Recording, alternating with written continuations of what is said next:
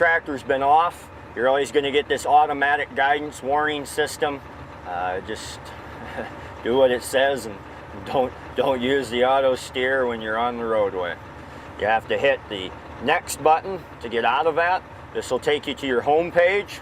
Anytime you shut the tractor off, you're going to get this coverage map exists, and you always want to continue with coverage. If you select clear, you will not know where you've been, and it'll erase all the blue recording that's been done on the map. So always continue with coverage. Now you can see we've got coverage here. Had we hit the clear, that would have all disappeared and we'd have never known where we've been to seed. This is an intro to auto steer setup. Like the sense of humor. Select home page, go to straight track, hit set track 0.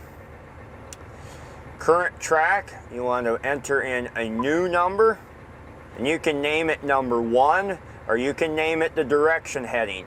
The actual name has no bearing on the heading. Let's just name it 1. Hit accept. A plus heading is almost always used. Now we want to go ahead and set A. This is now the location where we're physically sitting, and now we want to select our desired heading.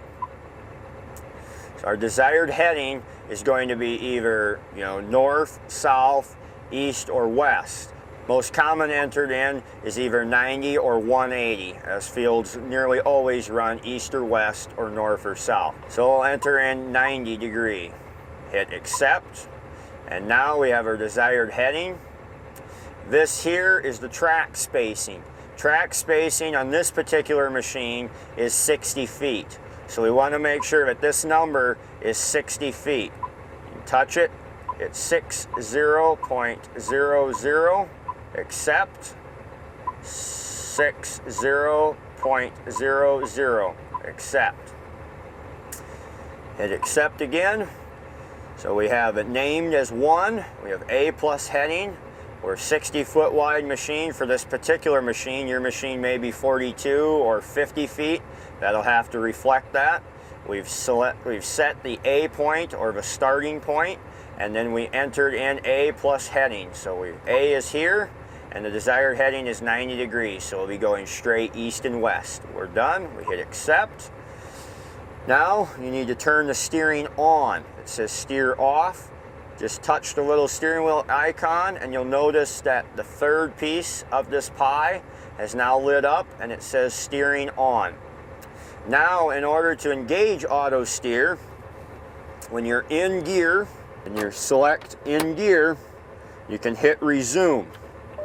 When you hit resume, this circle turns from free blues to solid green. You want to see the green with the A for auto steer. Now you are locked on a 90-degree east-west heading. While your equipment may vary, most fine John Deere equipment provided to us, courtesy of RDO, is much the same. You have a clutch on the floor, on the left. You push it all the way down. At that point, you can slide your little gear selector from the park position and then slide it up to the forward, or if one wants to reverse, to the reverse section. Let's just say you want to go forward, slide it up here. Take a look on your command post. It says forward and 11. Up top you have RPMs that the engine is turning at. Here is your miles per hour traveling. Here is the forward, and you're in 11th gear. Down here is your transmission temperature and your oil pressure, and then your fuel gauge. As well, on this post, anytime a person comes into a wet spot or needs extra traction, you go ahead and push the pedal, which is down on the floor, this little button. When you push that down, this Diffie lock comes on. That is going to take all 4 wheels, and it's going to put traction to the ground. You want to make sure you have this sign on the command post by pushing in this button anytime you get into a wet spot. On the right side on the floor, you have the brake pedal. Just press it down anytime you want to come to a stop or to keep the machine from moving while you're selecting a gear. Just in the middle here, this is a release for the steering wheel. It allows the steering wheel to slide down into your lap. so it's easy and convenient to operate. And then you just push on it and slide it up again, and it allows you to get in and out of the cab easier. On the right hand, on the command arm, you have a throttle. Pushing it forward will give you more RPMs. On the screen, you can see, command screen, you can see the RPMs are rising. And to pull it towards you or back decreases the amount of throttle. Normally in air seeder operation, number one puts the toolbar and the individual openers into the ground.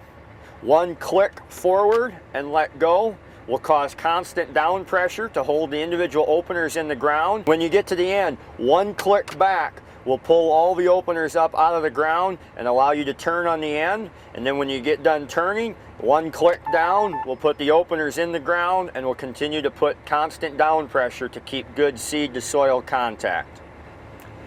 When you're finished with a field and you're ready to transport, to fold the wings, you can just click once and it'll cause the wings to fold up on the number 3 or whichever one you've got it hooked to. Whenever you fold the machine up, you want to make sure that the openers are up. If the openers are not up, you will bend the closing wheel control arm. If you bend the control arm on the closing wheel, each of those closing arms are over $200, and if they don't get fixed and they get folded up and then unfolded, they break the main control arm, which runs a little over $500. So it is very, very important that one does not raise the toolbar up, as in fold it up, without first pulling the individual openers up. If in doubt, click on the number 1 again, pull it up, verify that they're up before you fold it up.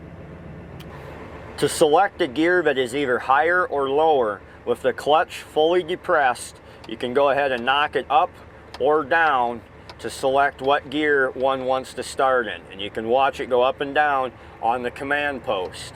As you go up, it'll continue to count up. As you go down, it'll continue to count down. Once you're ready, you can let the clutch out and start moving. Once you select the gear that you want to start in, give it a little bit of throttle, and slowly let the clutch out. Once one is moving, you can just bump it ahead and the power shift will take over. If you want to know what gear you're in, just look at the command post and it'll tell you what your gear is.